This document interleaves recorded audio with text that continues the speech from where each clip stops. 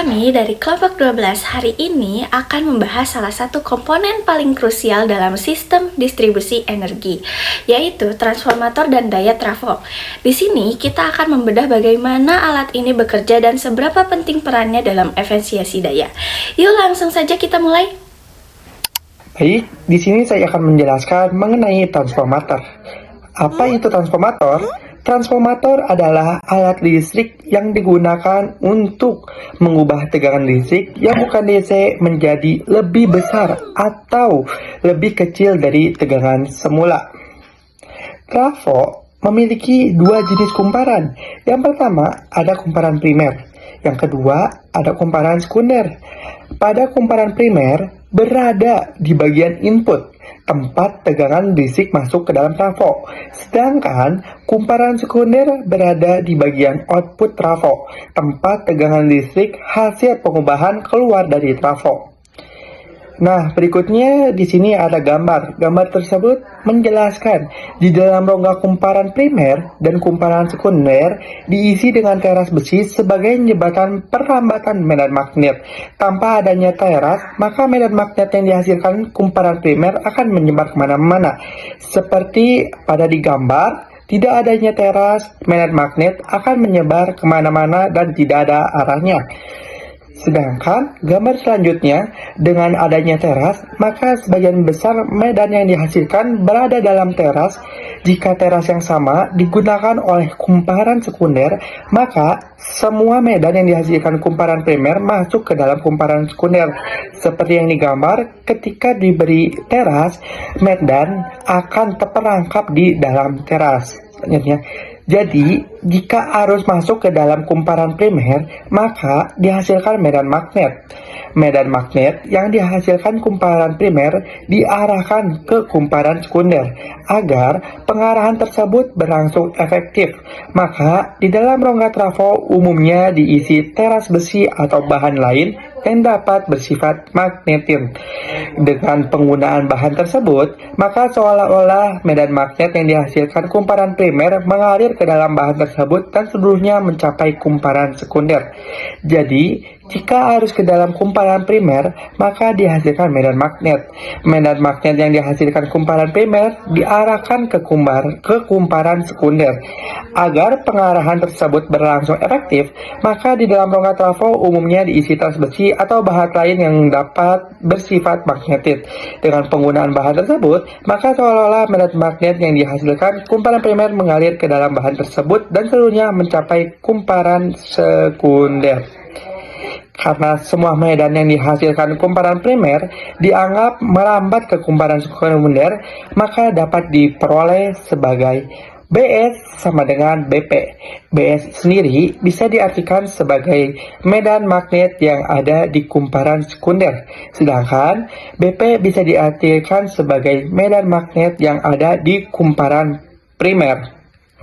Setelah itu, di sini ada gambar. Gambar ini menjelaskan skema trafo yang dimana kumparan primer dan sekunder sama-sama melingkupi teras besi yang sama sehingga medan magnet yang dihasilkan kumparan primer mengalir semua ke kumparan sekunder. Di sini NP berada di sebelah kiri, sedangkan NS ada di sebelah kanan. Kedua kumparan tersebut dialasi oleh teras besi agar medan magnet tidak kemana-mana dan terperangkap di alas tersebut.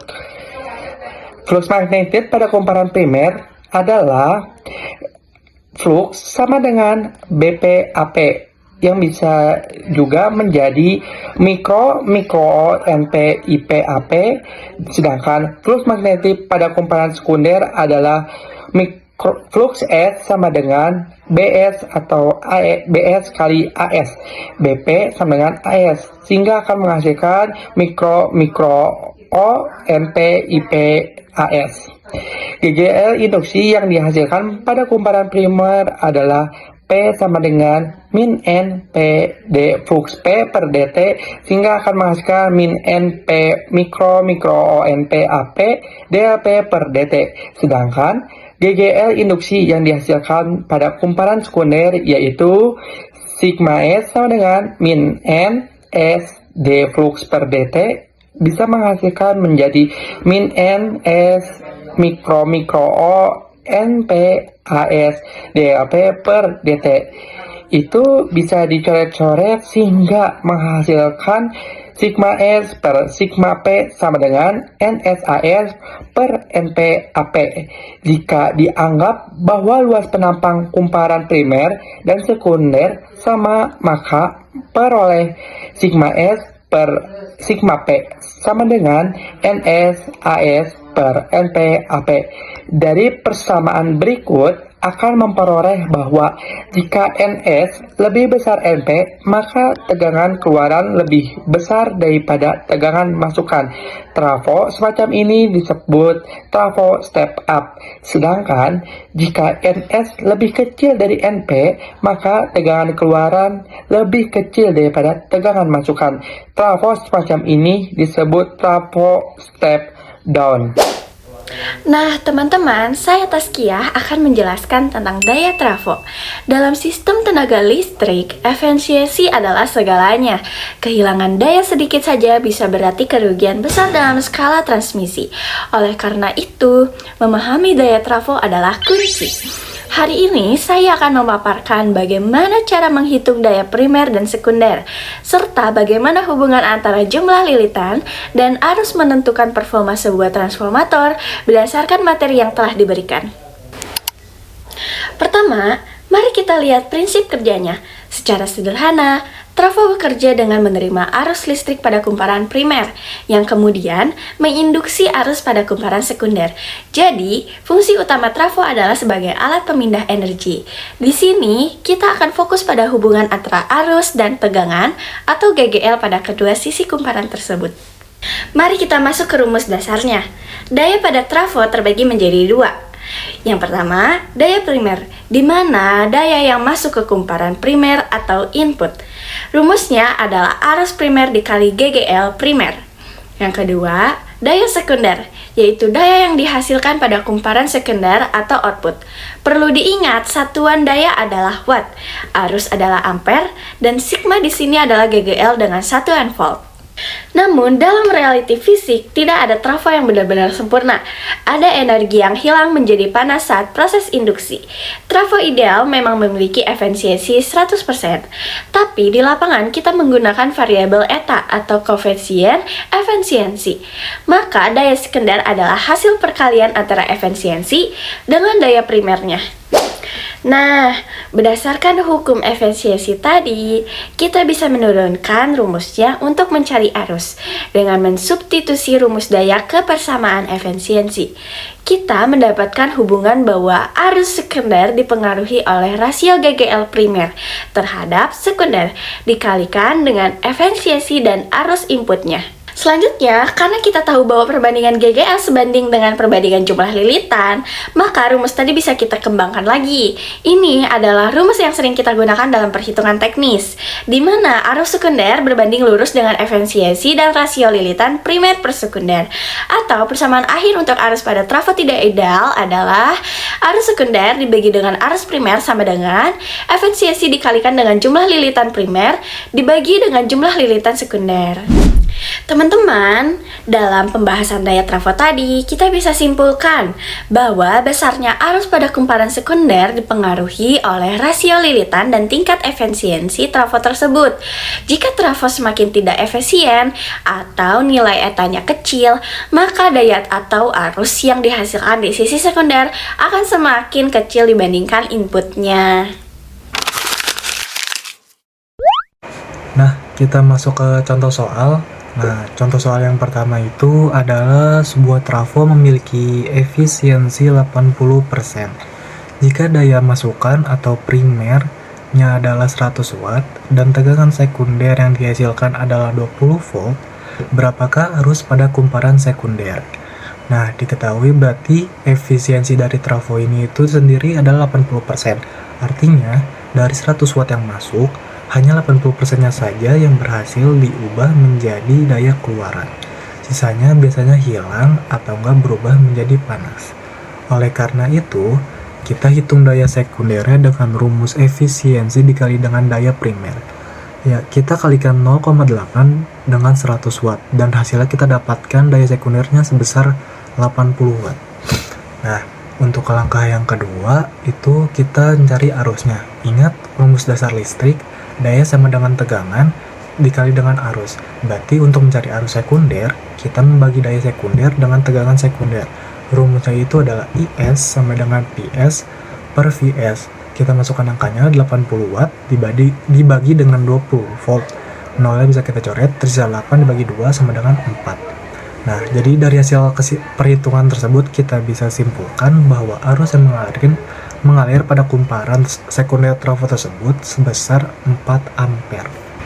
Masuk ke contoh soal yang kedua, itu ada sebuah transformator memiliki 500 lilitan pada kumparan primer dan 1000 lilitan pada kumparan sekunder.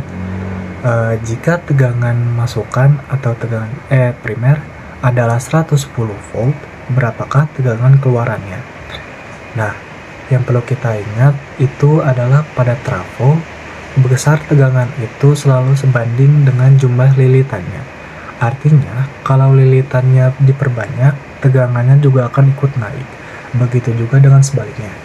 Nah, di slide ini kalian bisa lihat rumusnya. Untuk mencari tegangan sekunder, kita bisa mengalihkan tegangan primer dengan hasil bagi antara lilitan sekunder dan lilitan primer. Atau mudahnya, kita cari dulu kelipatan lilitannya. Nah, lilitan sekundernya kan itu sama dengan 1000.